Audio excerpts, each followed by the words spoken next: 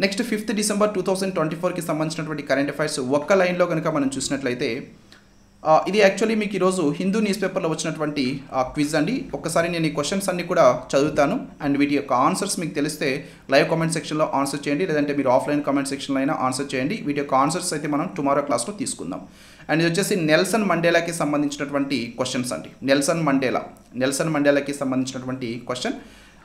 What is Nelson Mandela's birth name which mean to pull a branch of a tree and trouble maker in his Xhosa tribe. So ఇతను యాక్చువల్గా JoSAA ట్రైబ్కి చెందినటువంటి వ్యక్తి Nelson Mandela. అయితే ఇతని యొక్క పుట్టినప్పుడు ఇతని యొక్క పేరు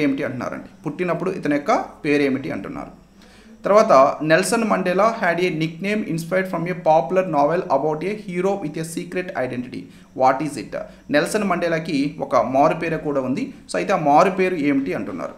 తర్వాత name the island where Mandela spent 18 of his 27 years in imprisonment.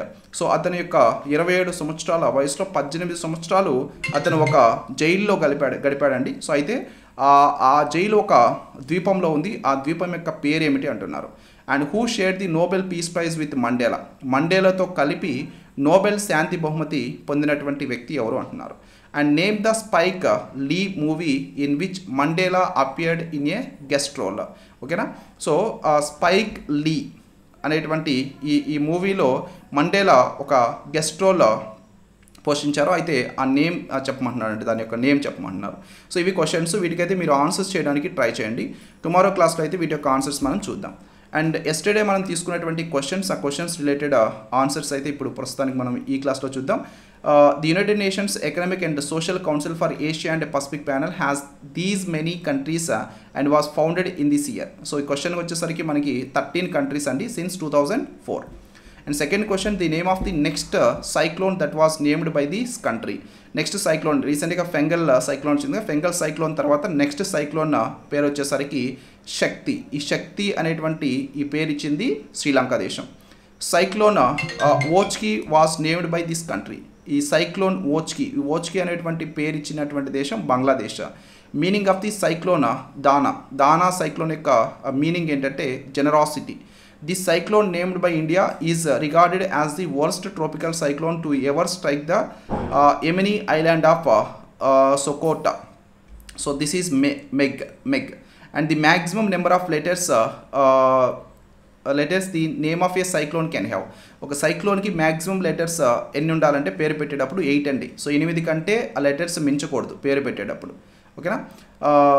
And this 1970 cyclone was named in East Pakistan, which is now Bangladesh. Cyclone పేరు వచ్చేసరికి సైక్లోన్ పోలా. ఓకేనా. సో ఈ క్వశ్చన్స్, ఈ టోటల్ 6 క్వశ్చన్స్ ఉన్నాయి కదా, ఈ 6 క్వశ్చన్స్కి ఆన్సర్స్ అండి ఇవి. Next, confederation of Indian industry partnership summit 2024 ఎక్కడ జరిగింది? Where was the confederation of Indian industry partnership summit 2024 held? న్యూఢిల్లీలో ఇది జరిగింది. 29th ఎడిషన్ అండి, ఇది 29th ఎడిషన్. ఢిల్లీలోని నేషనల్ జూలాజికల్ పార్క్లో ప్రారంభించినటువంటి వినూత్న నీటి శుద్ధి సాంకేతికత పేరేమిటి అంటున్నారు. What is the name of the innovative water purification technology launched at the national zoological park Delhi. ఓకేనా. ఎక్కడ ప్రారంభించారనేది కూడా ఇంపార్టెంట్, అది కూడా అడిగేదానికి అవకాశం ఉంటుంది. ఢిల్లీలోని నేషనల్ జూలాజికల్ పార్క్లో దీన్ని ప్రారంభించడం జరిగింది. ఈ టెక్నాలజీ పేరు ఇన్నోవేటివ్ వాటర్ ప్యూరిఫికేషన్ టెక్నాలజీ అండి. ఓకేనా. సో దీన్ని నేమ్ వచ్చేసరికి నానో బబుల్ టెక్నాలజీ అంటాం. Nano bubble technology. తర్వాత నెటుంబో నంది నైత్వా ఏ దేశానికి మొదటి మహిళా అధ్యక్షురాలిగా ఎన్నికయ్యారు? సో ట్రిపుల్ ఎన్ మనం డిస్కస్ చేసాం కదా. Netumbo Nandi Ndaitwah has been elected as the first female president of which country? That is Namibia. ఏ పదం Oxford word of the year 2024గా ఎంపికైంది అంటున్నారు. Which word has been selected as Oxford word of the year 2024? That is brain rot. చరిత్రలో అతి పిన్న వయస్కుడైన ICC chairman ఎవరు? Who became the youngest ICC chairman in history? That is Jay Shah. ఓకేనా. జేషా మన భారతదేశానికి చెందినటువంటి వ్యక్తి. ఇతను ఐసీసీకి 4వ చైర్మన్గా ఇటీవల ఎన్నికయ్యారు. 5వ జూనియర్ హాకీ ఆసియా కప్ని ఎవరు గెలుచుకున్నారు? పాకిస్తాన్ని 5-3 తేడాతో ఓడించారు అంటున్నారు. Who wins 5th junior hockey Asia cup beats Pakistan 5-3? మన భారతదేశం ఈ కప్ని గెలుచుకోవడం జరిగిందండి. ఓకేనా. అండ్ ప్రోబా 3 మిషన్ ఏ అంతరిక్ష సంస్థ నేతృత్వంలో ఉంది? Proba 3 mission led by which space agency? ఇది యూరోపియన్ స్పేస్ ఏజెన్సీకి సంబంధించింది.